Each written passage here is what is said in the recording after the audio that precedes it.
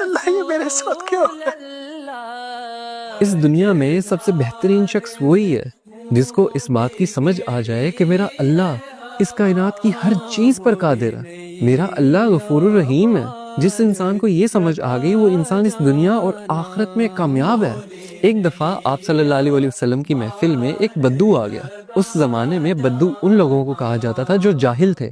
جب وہ شخص آپ صلی اللہ علیہ وسلم کی محفل میں آیا تو اس نے پوچھا کہ آپ صلی اللہ علیہ وسلم آخرت میں حساب کتاب کون کرے گا؟ تو آپ صلی اللہ علیہ وسلم نے فرمایا کہ آخرت میں تو حساب کتاب اللہ کریں گے۔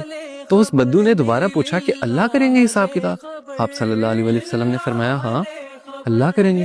یہ بات سن کر وہ بدو مسکرایا اور کہنے لگا کہ آپ صلی اللہ علیہ وسلم مجھے اجازت دیں، اور وہ وہاں سے اٹھ کے چلا گیا۔ اب کچھ صحابہ جو اس محفل میں بیٹھے ہوئے تھے ان کو اس بات کی سمجھ نہیں آئی۔ وہ اٹھے اور انہوں نے اس بدو کا پیچھا کیا اور اس سے جا کے پوچھا تم آپ صلی اللہ علیہ وسلم کی محفل میں آئے ہو، تم نے سوال کیا ہے کہ آخرت میں حساب کتاب کون کرے گا؟ آپ صلی اللہ علیہ وسلم نے تمہیں جواب دیا کہ اللہ کریں گے، تم مسکرا کے اٹھ کے کیوں آ گئے ہو؟